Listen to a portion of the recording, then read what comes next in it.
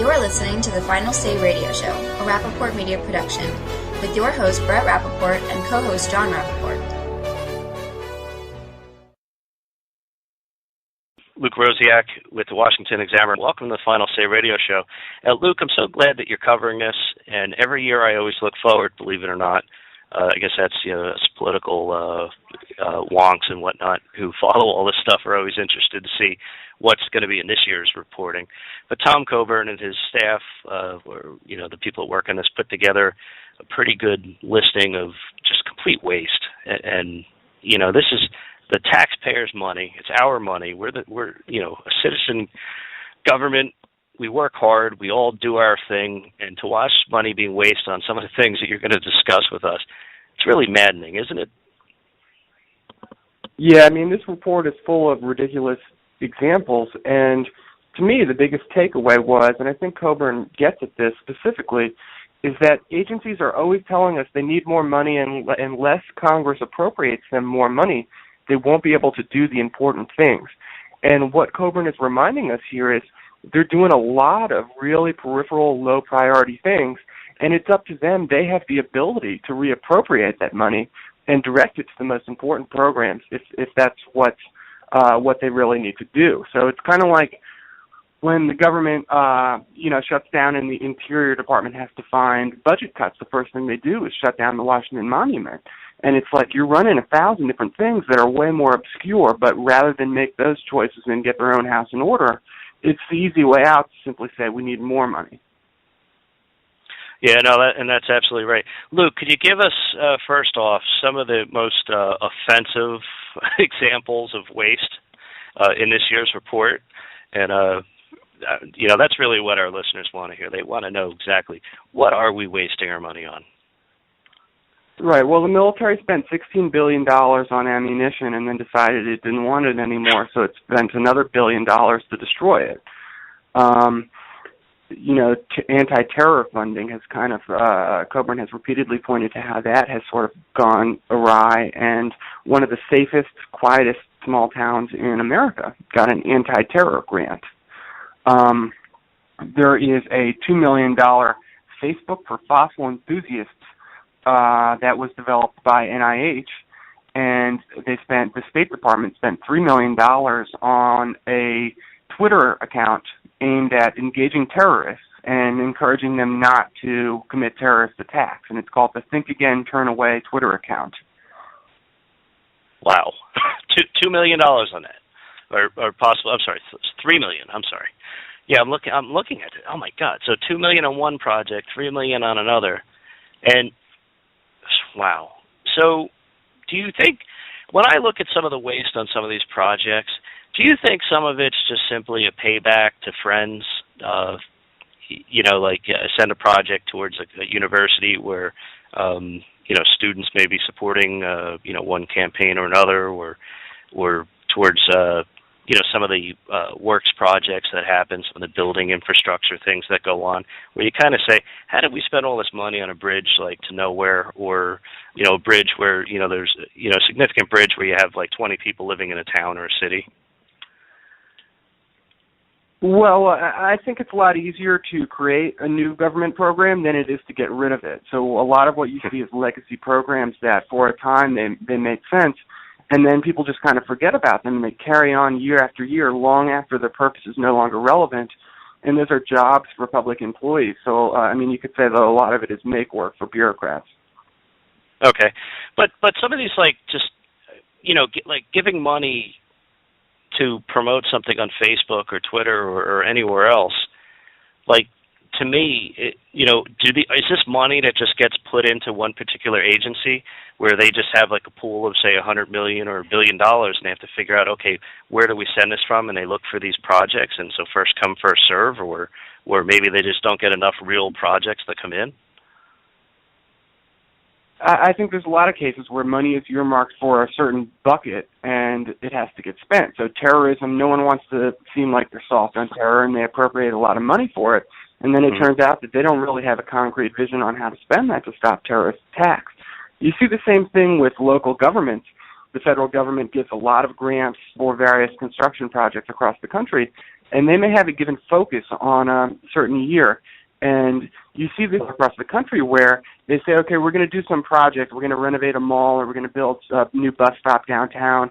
And people say, well, where did this idea come from? It's not something that really is a priority for us residents here. And they say, well, it just so happens that the federal government has money earmarked for this purpose this year so we can cash in.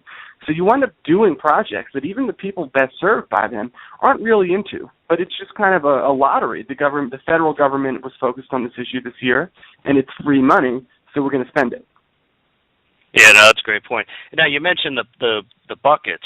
And I agree with you. It seems to me that, I know this in education and other things within New Jersey.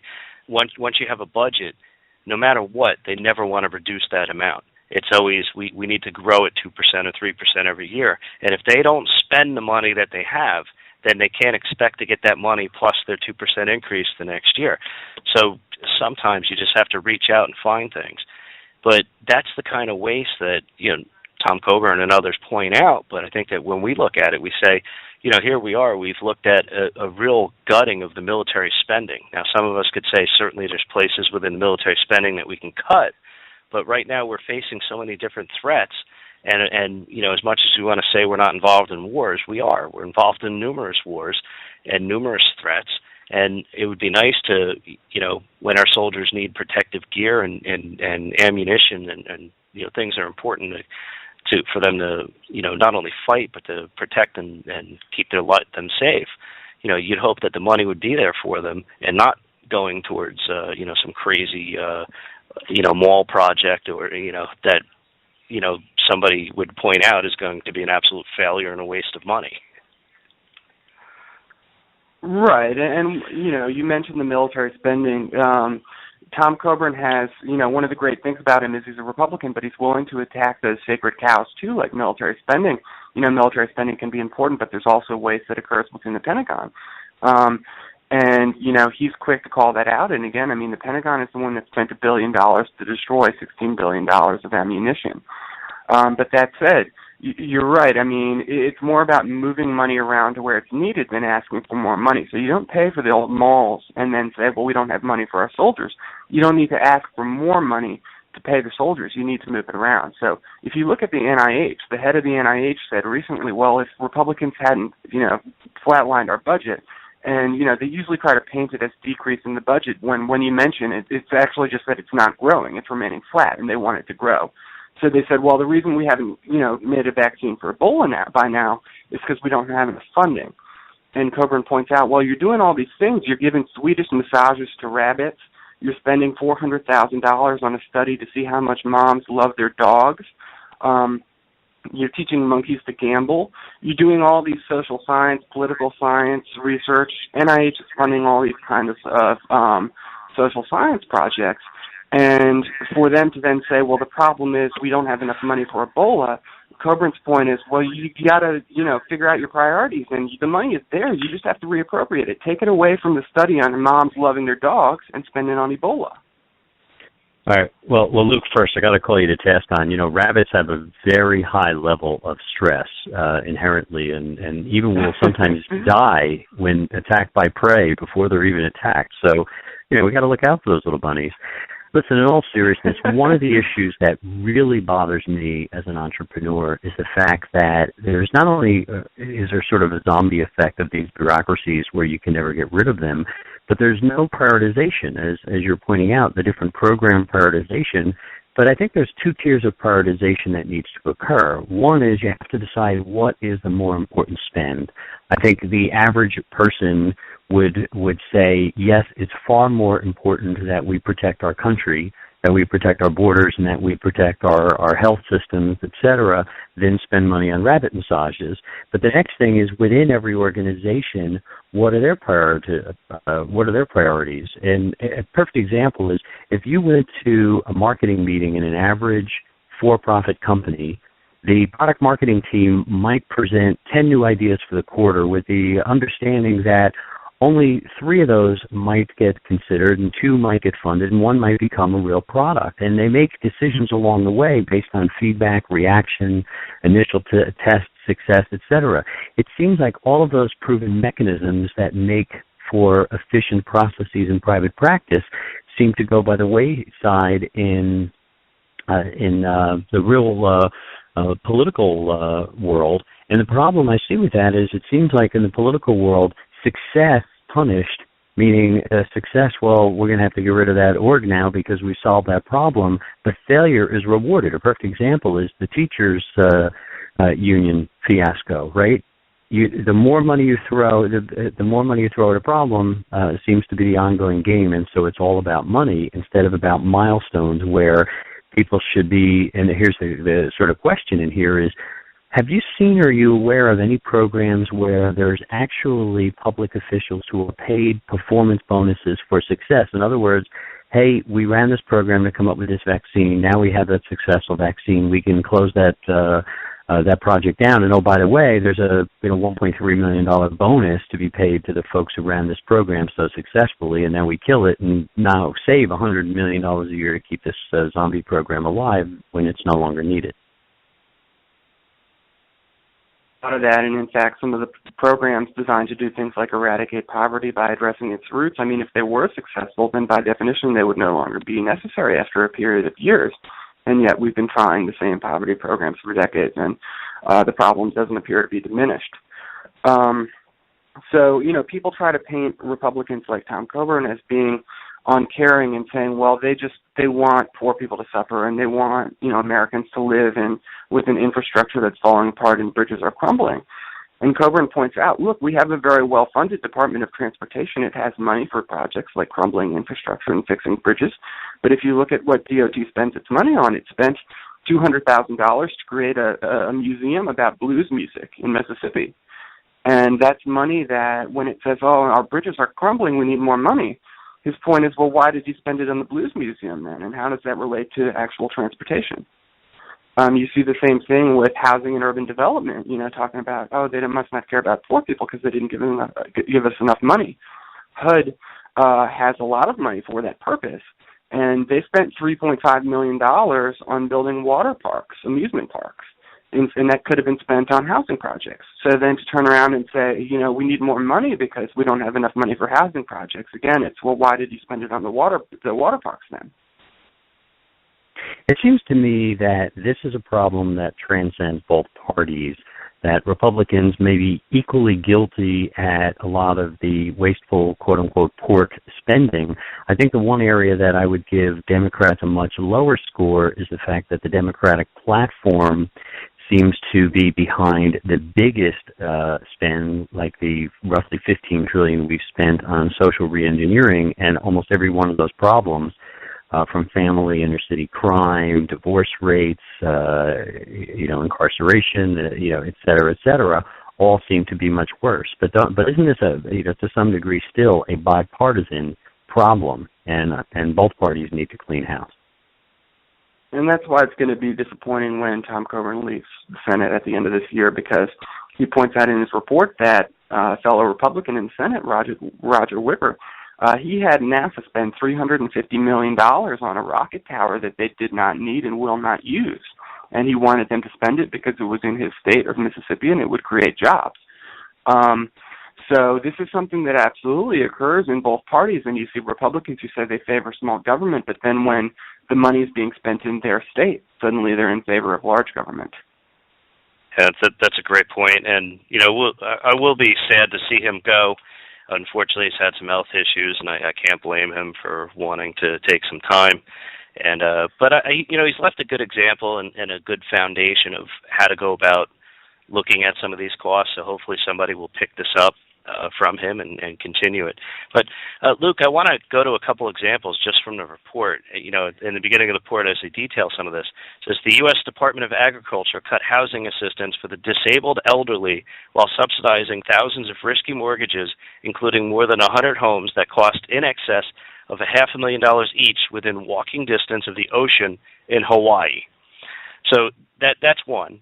And then when you look at here, the Army National Guard spent $10 million on Superman movie tie-ins while plans were being made to cut the strength of the Guard by 8,000 soldiers. And I specifically look at that one because here you are, you're looking to cut 8,000 guards, but we're also looking to send the National Guard over to Africa to deal with Ebola, which alone is crazy to me, regardless of the cost. But so there's a few examples. Right, and you also have the Coast Guard guarding, weddings on the beach for millionaires, and you have, tax exemptions for Hollywood actors who rent out their multi-million-dollar homes. They can do that tax-free. And this is one of the things that, Democrats often fundamentally misunderstand in my experience watching these Washington programs, is that big government benefits big business and, the wealthy and those who are well-connected enough to work. So Democrats may think that they're helping the poor with these programs, but the abuse is, by and large, it's benefiting big corporations and wealthy people. And even when you do see the abuse in the entitlement programs like food stamp fraud, and there's a whole lot of that, and Democrats say, well, you must pay poor people if you want to crack down on fraud in these programs. The fact is, by definition, fraud in entitlement programs generally means that you're not actually poor, and yet you're still collecting food stamps. And Coburn points out a number of examples like that of people hiding their income and being on food stamps even though they have quite a bit of money. Mm-hmm. Yeah, that's it's similar on a state level of the Medicare and Medicaid fraud that we've seen, where some of the states that have programs have literally billions of dollars in fraud, and you keep wondering how do we keep increasing the spending on a state by state basis and even on a federal basis when if you just went after the fraud you'd be able to sustain most of what you're trying to deal with in the first place. But Luke, I have a question for you. When we look at the spending, and I'm looking at an example here, and it brings a question to me. They said we paid NASA employees and other staff to do nothing during as a result of a shutdown. Now, when the government shut down, correct me if I'm wrong, but we had to pay the government employees, even though we told them that they couldn't show up for whatever amount of days we were shut down for. But why, if you know that we are obligated to pay them, do employees just get time off? Shouldn't they just keep working? Because you have to pay, you're obligated to all these expenses no matter what, regardless if we shut down. It's almost like, what's the point in a shutdown? Well, yeah, it made no sense, and they all did get back pay. And you have a lot of examples with government workers being the cause of these examples of waste that Coburn identifies. They have 67,000 workers for the Social Security Administration, and according to Coburn's report, in the last 6 months, 10,000 of those 67,000 were on administrative leave for 10 days or more. And that typically means, when you see an employee on administrative leave, that means they're on paid leave while they're being investigated for some kind of malfeasance or misconduct or crime. So that is, 1 in 7 SSA employees at any given moment being paid to not work because they're suspected of basically a crime. And Coburn asked the Social Security Administration what was going on, and they couldn't even tell him. And that's another thing you see here, where the government is simply so big that no one really has a handle on it, and managers aren't aware of what's going on with the rank and file. And that leads to a lot of cases like this, where, the ICE agency, paid for a gym membership that included a spa, a salon, endless pools, luxury locker rooms, and a lounge. And they paid for all that for its employees, even though federal employees already have an insurance plan that will pay for their gym membership. So you have a lot of duplication that's present because the government is just so vast that no one can keep track of all these different programs. That's amazing. Well, we have all these czars. Maybe we just need a spending czar to get a handle on this. But I'm sure we could find one somewhere in Washington to handle that. But anyway, Luke Rosiak, thank you so much for taking the time. Thanks for covering this report and this story. It's very important. Unfortunately, fortunately you've done it, but unfortunately not enough Americans are paying attention, and certainly not enough members of Congress are paying attention. But if you could just share your Twitter account so our listeners could follow you, and also the website for the Washington Examiner, please. On Twitter at Luke Rosiak, that's LukeRosiak, and thewashingtonexaminer.com. Great. Well, again, thank you so much. We appreciate it, and we hope you'll be back soon. Thank you. All right, take care.